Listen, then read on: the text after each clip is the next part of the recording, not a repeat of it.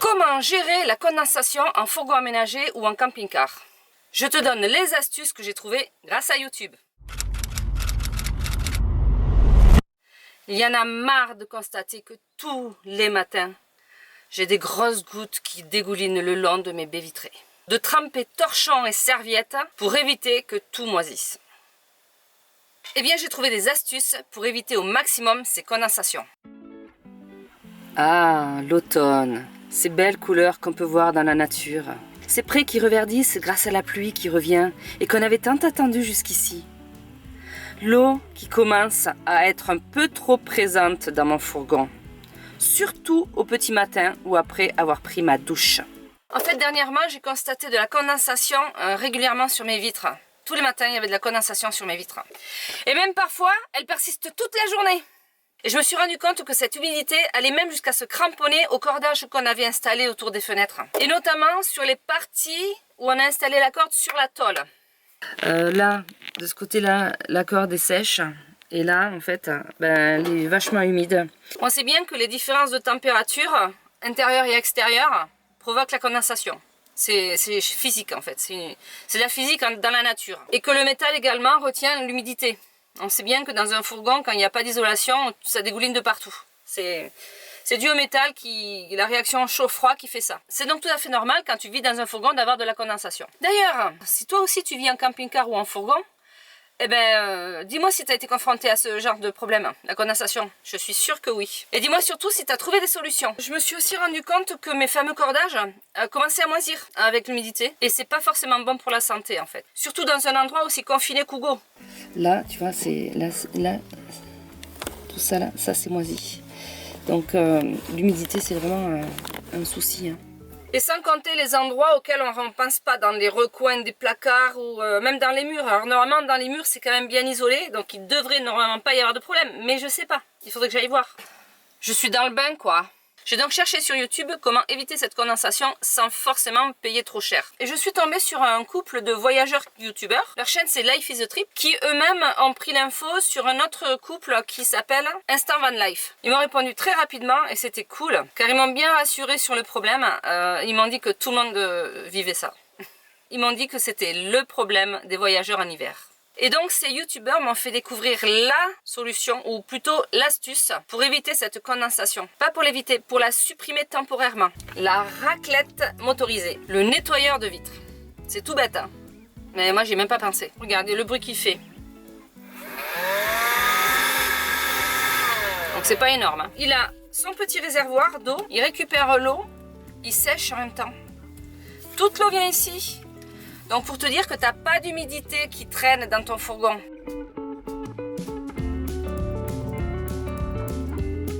Je vais tester avec toi.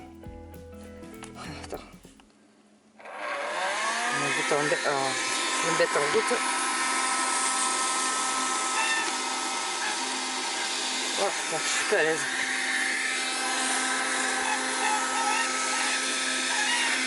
Ok. D'accord. Non mais c'est génial ça.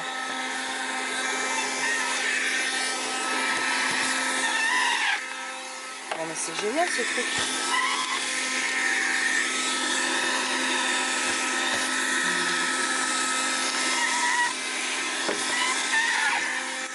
Ça sèche.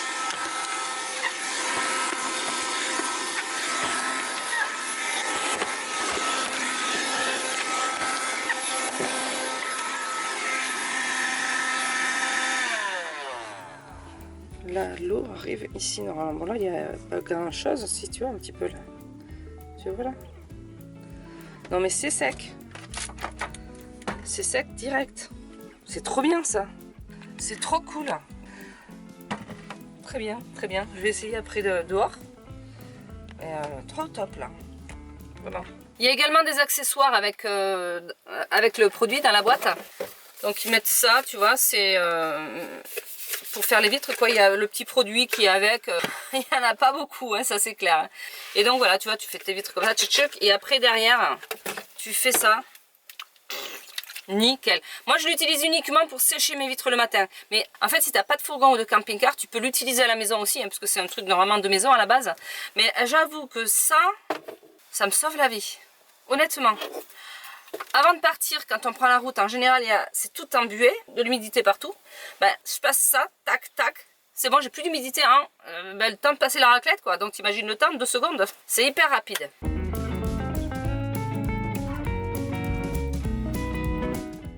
Donc ouais, regarde ça. Regarde-moi ça. Donc, pareil, hein, j'allume. Il faut commencer par le bas, d'après ce que j'ai regardé en vidéo. Oh, et trop bien ça. Mais trop bien ça. Regarde-moi ça. Ça, c'est trop. Je vais faire un petit coup comme ça. Je suis pas monétisée. Hein. Regarde la différence. Tac, tac, en 2 secondes. Ah ouais, là c'est ça va me sauver la vie. Bah écoute, là je crois que j'ai trouvé un truc qui va me faire. Puis c'est rapide. Hein. Tac, tac. Tac. Après les bordures, tu vois, je pense que quand je fais ça, un peu plus d'eau encore, tu vois. Bon, après non, pas tant non plus, mais oh, t'imagines tout ce qu'il y a. On se rend pas compte parce que tout ça, ça commençait à se salir, à moisir. Tu vois là aussi à l'intérieur. Là aussi, ça commence à moisir. Il faut que je nettoie, tu vois. Voilà, tu vois. Après, tu fais un petit tour comme ça, vite fait. Et là, ta vitre, c'est nickel. Donc, super outil. Tout simple. Hein. Vraiment, je pensais pas que... Ouais, je pensais pas trouver ça. Bon, alors, je te donne pas de marque parce que je suis pas du tout, mais pas du tout sponsorisée de quoi que ce soit. Parce que j'ai pas assez d'influence pour l'instant sur YouTube. Mais bon, sache que tu peux, j'imagine, le trouver sous différentes marques. Hein. Je sais pas exactement. Une raclette motorisée. Un lave-vitre motorisé. Hallucinant. Je te le dis. Et je pensais m'en sortir vraiment pour plus de 100 € quoi. Je pensais vraiment que ça allait être cher. Même pas 50 €. 47 ou 8, je sais plus. Même pas 50 €. Alors bien sûr, tu as le modèle plus grand qui lui est à 52 ou 3, je sais plus. Mais il y a quoi? Il y a 3 cm de plus, tu vois. Alors pour te dire que j'ai préféré mettre moins de 50 €, ça me... Tu sais, psychologiquement, tu te dis, bon, c'est pas cher, c'est moins cher. Et en plus, je le voulais petit parce que on n'a pas beaucoup de place, nous, dans le fourgon, tu comprends? Après, c'est clair que ça fait pas tout. Bien évidemment, la première des choses que tu dois faire, c'est aérer ton fourgon tous les jours, quotidiennement, comme dans une maison, en fait. On te le dit bien, le matin, ouvre tes fenêtres pendant 15 minutes pour aérer tout et referme et fais ton lit, fais tout le bazar. En fourgon, c'est pareil, il faut aérer. Ben là, tu vois, du coup, il fait beau aujourd'hui, on aère tout. Comme ça, ça va bien, tout va bien partir. Après, tu as aussi les absorbeurs d'humidité. Bon, après, tu peux en mettre si tu veux. Moi, je n'ai pas l'utilité non plus, ça va me prendre de la place pour rien. Tu peux aussi créer des aérations. Alors, nous, dans les placards, c'est vrai que je suis pas sûre d'avoir, pour l'instant, en tout cas, on n'a pas trouvé d'humidité. Si on en trouve, peut-être que je ferai des aérations. Mais tu peux, voilà, rajouter des aérations aussi si tu veux. Tu vois, tu fais un trou, une petite grille à 2 balles. Mais bon, c'est vrai que l'aération, c'est la base pour faire sortir toute cette flotte en suspension. Alors, par contre, c'est clair que c'est pas une solution... à long terme. Tous les matins, tu dois refaire l'opération. Il faut pas se leurrer, c'est pas un truc, tu vas pas virer la condensation comme ça, t'as pas de double vitrage quoi. Donc tous les matins, il faut faire ça, c'est le seul truc. Mais bon, ça me prend tellement pas longtemps que ça va quoi.